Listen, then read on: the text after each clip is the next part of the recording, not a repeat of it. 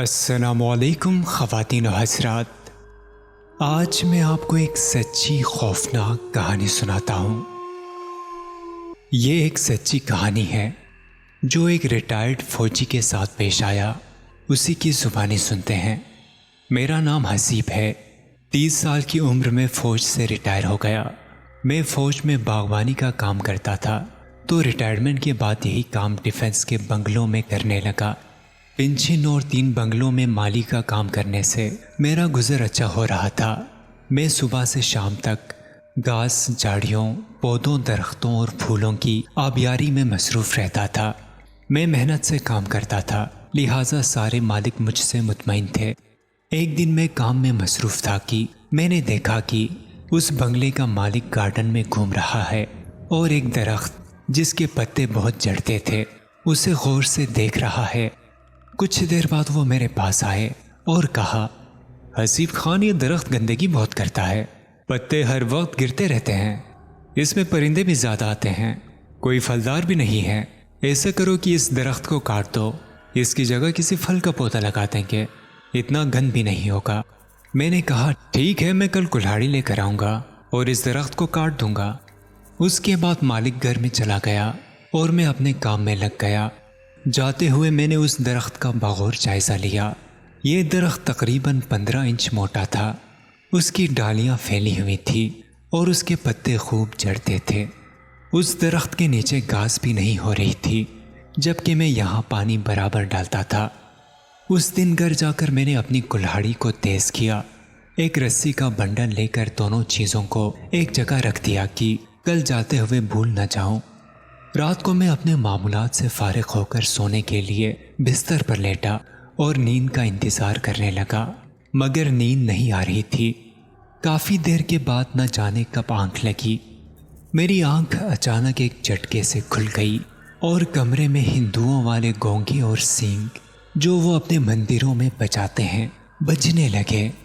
ماحول میں ایک عجیب سی بو پھیلی ہوئی تھی اور کافی سارے لوگوں کے بولنے کی آوازیں آ رہی تھی۔ کبھی کبھی میری چارپائی کو دھکا بھی لگ جاتا تھا۔ پھر ایک باری مگر زنانی آواز سنائی تھی جو کہہ رہی تھی کہ درخت مت کاٹنا، درخت مت کاٹنا، اس میں ہم لوگ رہتے ہیں، اگر تو نے ایسا کیا تو زندہ نہیں بچے گا، تو نے ایسا کرنے کی حامی کیوں بھری، اس عمل سے پاس آ جا، درخت مت کاٹنا، درخت مت کاٹنا۔ میں سوچ رہا تھا کہ وہ کون سی منحوس گھڑی تھی جب میں نے اس درخت کو کاٹنے کی حامی بھری تھی۔ مجھے کیا پتا کہ اس کا مجھے اتنی ڈراؤنی قیمت ادا کرنی پڑے گی۔ یہ تو مجھے نظر نہیں آ رہے تھے، مگر جو بھی تھے دھمکیوں سے لگ رہا تھا کہ یہ مجھے پیس کر رکھ دیں گے۔ کبھی چیخنے کی آوازیں، کبھی گھنٹیوں کی آوازیں، کبھی کبھی گائے کی آوازیں، خدا کی پناہ، اور کمرے میں پھیلی بدبو، خطرناک سازوں کی آوازیں، چارپائی الٹ دینا، نیند کی بندش۔ ساری رات یہی چلتا رہا۔ انہوں نے مجھ پر نہ جانے کیا کیا عمل کیا کہ دوسرے دن بخار 104 پر پہنچ گیا تھا۔ سستی اور بدن بھاری، سر درد کی وجہ سے کام پر نہ جا سکا۔ سارا دن رات کے واقعے پر سوچ بچار کرتا رہا، کسی نتیجے پر پہنچ نہیں پا رہا تھا، اور رات سے بڑا ڈر لگ رہا تھا کہ آج پھر کوئی ڈرامہ نہ ہو جائے۔ اللہ اللہ کرتا رہا۔ بخار اور سخت طبیعت کی ناسازی کی وجہ سے سوتا اور جاگتا رہا۔ رات کا نہ جانے کون سا پہر تھا کہ گھبرا کر اٹھ بیٹھا اور پھر طوفان جیسے آ گیا۔ شور شرابہ شروع، چیخنے چلانے اور بدبو نے برا حال کر دیا۔ رہ رہ کر بدبخت آواز، درخت مت کاٹنا۔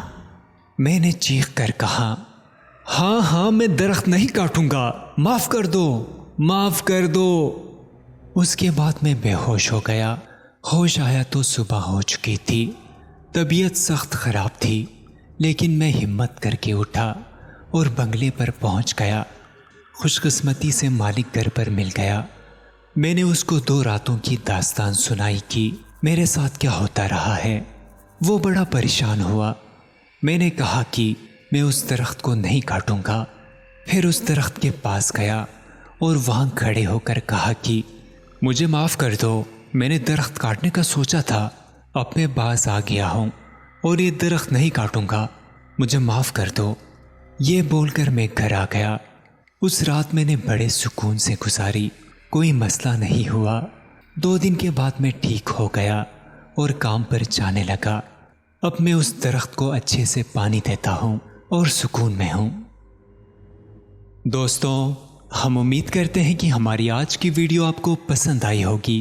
ہمارے چینل کو سبسکرائب کریں، اس ویڈیو کو زیادہ سے زیادہ شیئر کریں اور آنے والی ویڈیو تک کے لیے اپنے میزبان سجیل شریف کو اجازت دیجیے۔ اللہ نگہبان۔